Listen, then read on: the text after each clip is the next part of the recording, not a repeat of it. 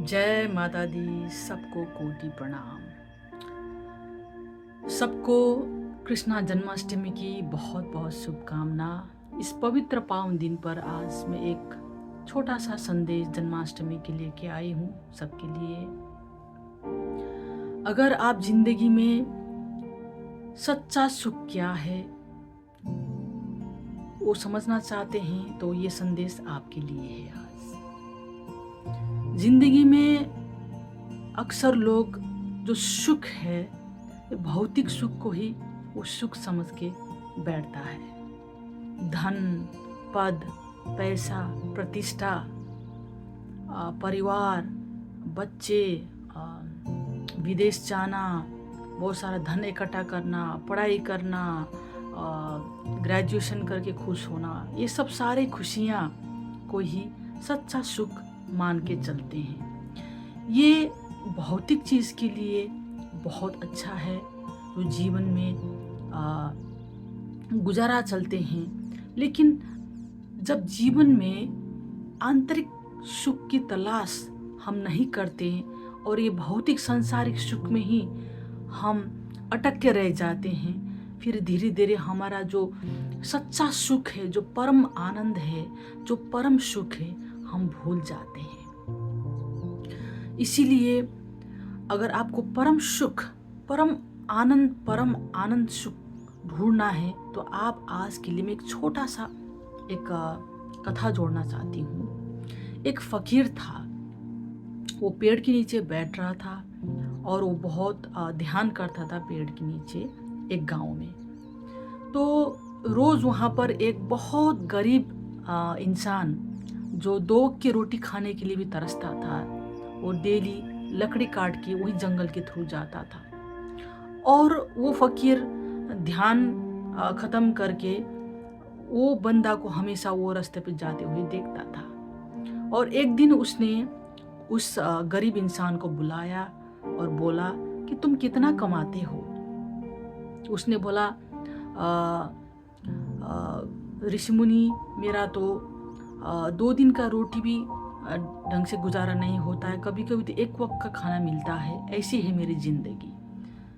तो फिर फकीर ने बताया कि मैं तुम्हें एक राज बताती हूँ, इसे तुमको तुम्हारा हेल्प हो जाएगा। तो फिर उसने बताया कि एक नजीक जंगल में एक चंदन का पेड़ है, वहाँ पर बहुत सारे पेड़ है, तुम उसको काट के तुम अच्छे पैसे कमा सकते हो। तो उसने उसको बता दिया और वो वहाँ ले गया और उसको वो जिंदगी भर वो गाँव में बैठा। आप देखो, वो जिंदगी भर वो गाँव में बड़ा होकर अपना जीवन बिता रहा था। उसको वहाँ पर चंदन की लकड़ियाँ है, पेड़ है, उसको पता नहीं था। तो जैसे उसने चंदन की लकड़ियाँ बेचा, चंदन की तो बहुत महंगे में लोग बेचते हैं, तो उसको बहुत अच्छा पैसा मिला और उस पैसे से उसका बहुत दिन गुजारा हो गया। फिर से वो वापस आ गया उसी रास्ते पर और फकीर ने पूछा, तुम बहुत दिन के बाद आ गए, क्या हुआ? उसने बोला, फकीर जी, मेरे को तो बहुत दिन का इसका धन प्राप्त हुआ, तो तुम्हें दूसरा राज बताती हूँ मैं। दूसरा राज है कि इससे थोड़ी तुम आगे जाओगे, तुम एक चांदी का एक भंडार मिलेगा वहाँ पर और उससे तुम अपना गुजारा कर सकते हो। तो वो बहुत खुश हुआ और वो फकीर पर उसने विश्वास किया। फिर आगे चलते चलते वहाँ थोड़ी देर एक जगह पर उसको बहुत सारा चांदी का खजाना मिला। तो फिर वो बहुत दिन उससे गुजारा कर लिया और बहुत दिन सुख से आनंद में जीने लगा। और बहुत दिन जब उसका धन खत्म हो गया, फिर वापस वो फकीर के पास आया। अब तुम्हारा क्या राय है? उसने बोला कि हाँ, मेरा तो वो सारा अपने चांदी का जो था, मैंने अपनी ज़िंदगी गुजारा कर लिया। तो फकीर ने बताया, तुम्हें और दूसरा राज बताती हूँ। और राज बताया कि उससे जो चांदी था उससे थोड़ा आगे तुम जाओगे तो वहाँ पर सोना का भंडार है, तुमको सोना मिलेगा, उससे तुम्हारा मदद हो जाएगा। तो ऐसे करके थोड़ा आगे गया तो क्योंकि उसको विश्वास हो गया था उस फकीर पर, तो आगे उसका सोना का वो मिला भंडार और उससे उसका बहुत साल गुजारा हो गया आनंद से, सुख से। और फिर बहुत साल जब धन खत्म हो गया, वापस आ गया। फिर फकीर ने बताया कि तुम्हें और एक राज बताता हूँ। तो वो फकीर आदमी उसके पाँव पकड़ने लगे और बोलने लगा, और आप कितना राज बताओगे? तुम्हें जानना नहीं कि वहाँ पर हीरा कहाँ मिलता है?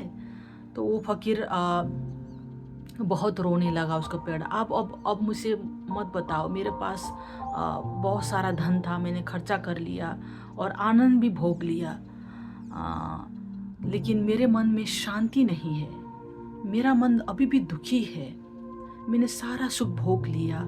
तो फकीर ने बताया, तुम्हारे दिमाग में जब मैंने धन बताया, तुमको कभी दिमाग में नहीं आया कि ये फकीर को सब राज पता है धन की, फिर भी पेड़ के नीचे बैठकर क्यों यहाँ पर एक फकीर की तरह बैठे हुए हैं? तुम्हारा ये दिमाग में कभी सोच नहीं आया? तो वो और जोर से रोने लगा और बोला कि प्रभु, आप ही मुझे रास्ता दिखाइए, मेरे पास इतने साल से मैं धन कमाया, उसका सुख भी भोग लिया, लेकिन अंदर मन में कहीं न कहीं मेरे मन के अंदर सुख नहीं था, शांति नहीं था। मैं जी तो रहा था, मैं जो भी भौतिक संसार था वो जी रहा था, लेकिन अंदर बहुत तड़प था, चिंता था, बहुत सारे चिंताएं थी जो मेरा मिट नहीं रहा था, मतलब अंदर मन में शांति नहीं था। तो फकीर ने बताया, तो यही है, तुम भौतिक संसार के सुख में लीन हो गए और जो परम आनंद है, परम सुख है, तुम उसको भूल गए। तो आखिर ये धन, ये पद, ये प्रतिष्ठा तुम जितना भी कमाओ, फिर कहीं न रूप से वो अटैचमेंट, वो तुम्हारा जो उससे जो मोह है, उसी वही तुम्हारा फिर गृहस्थी जिंदगी तुम्हारा ही एक रूप, भयानक रूप लेकर तुम्हारा वही चिंता का कारक बन जाता है।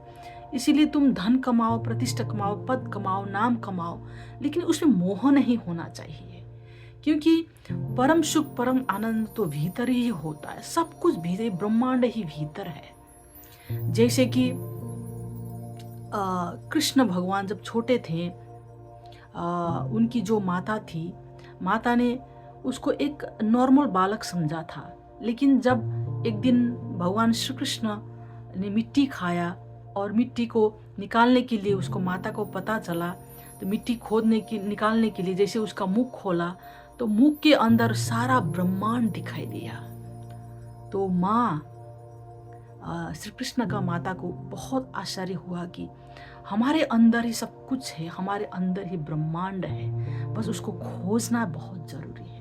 हम ये खोजते नहीं हैं, क्योंकि हम मोह माया में इतने फंसते हैं, धन दौलत सारा जिंदगी हम धन कमाने के लिए, मान सम्मान, प्रतिष्ठा, पद में इससे आगे जाऊं, उससे ज़्यादा धन कमाऊं, उससे आगे जाऊं, उससे मैं डबल पैसा कमाऊं, उससे ज़्यादा मैं अपना परिवार पाल सकूं, दूसरों को दिखा सकूं, मैं अपना गाड़ी बना सकूं, घर बना सकूं और दुनिया में, सोसाइटी में आगे बढ़ सकूं।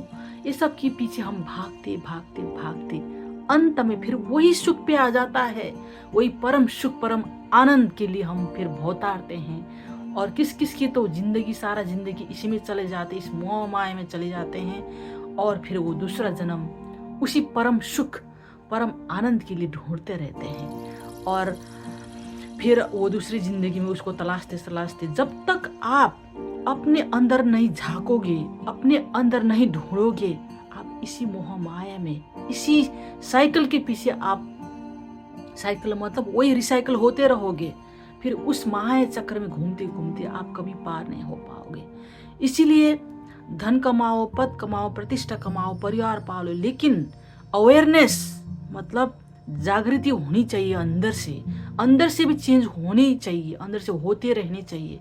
अगर आप इसको टोटली स्टॉप कर दोगे, टोटली इस परम सुख, परम आनंद को आप रोक दोगे, फिर ये मोह माया जाल से आप कभी निकल नहीं पाओगे, उसी दलदल में आप फंस जाओगे।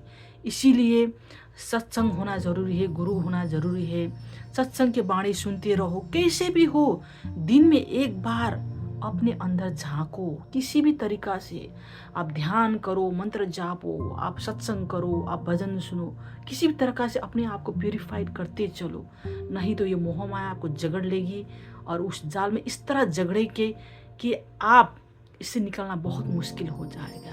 इसलिए समय होते ही अपने परम सुख, अपने परम आनंद को आप ढूंढना शुरू करो। फिर बाकी तो क्या चीज़ है, संसार आपके चरणों में, कदमों में रख देगी। तो इसके लिए आज ये छोटा सा संदेश इतना ही। सबके लिए जन्माष्टमी की बहुत बहुत शुभकामना। जय श्री कृष्णा, जय माता दी।